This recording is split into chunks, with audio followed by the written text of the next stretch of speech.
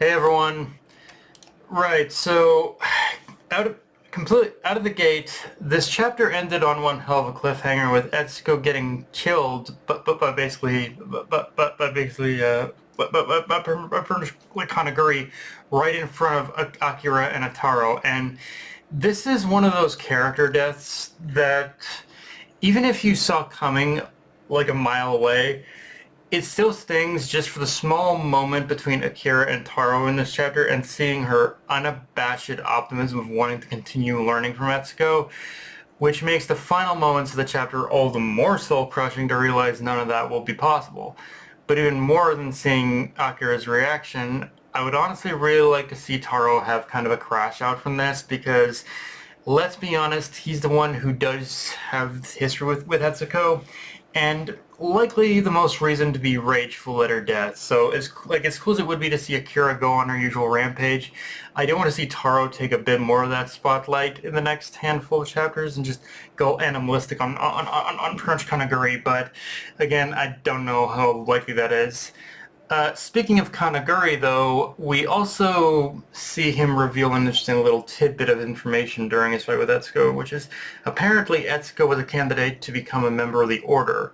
So, yeah, I'd really like to know the history on that one and just get a full deep dive into her past, or at least enough to get a more painted picture of Etsuko's character, because this reveal feels like another piece to the puzzle of her ideology of why she became so protective of her students, like always trying to deter them from taking serious risks, which, yeah, I do imagine what happened with Akao also played a big part in that as well, but I'd really like to see just what it is that basically drives her to be the teacher she is. And yeah, may as well mention it once again, but Taro tried and failed to tell Akira the truth about a cow, but what made this time even more frustrating is the fact that Taro he made a genuine attempt to reveal the truth to Akira, that he was about to tell the truth. He was about to tell it all to her before being interrupted by Blue Jam. So now it's a guarantee that Akira is going to learn the truth in the worst possible way. Likely from Rich Kanaguri, given how this chapter ends. But which, again, the only way Suzuki can make this work for me is if he doesn't have Akira blaming Taro for keeping it a secret. But I don't know.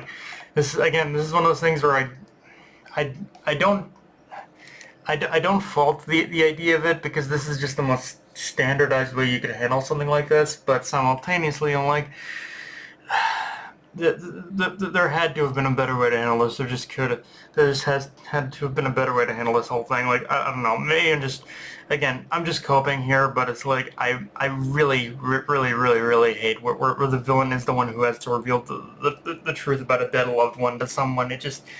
I'm sorry, it just infuriates me to no end, honestly, nowadays. I don't know, maybe it's just I'm getting old or something, and I'm getting too old or something, but it's like I've grown a little more cynical about I'm just growing more cynical about certain tropes. That's all it is, guys.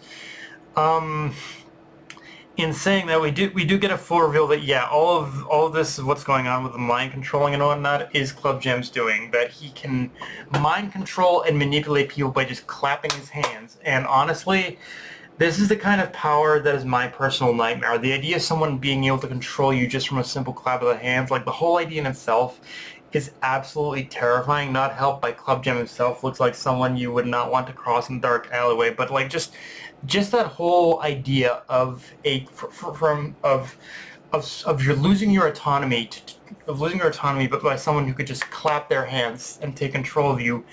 That is like that in losing control of your motor functions, your body, everything who you are, losing control of that to a single person. There's a natural animalistic fear in that whole concept, and Club Jam has definitely embodied that. Like the man, like Club Jam himself, he may act like a goofball, but when looking at his power set, it's like, yeah, I'm genuinely afraid of this man. I am genuinely fucking afraid of this man, and I do not want to, I do not want to cross him in any shape or form. Uh, and just even just from a tactical perspective, though, Club Jim's ability really was the most dirty, underhanded bullshit.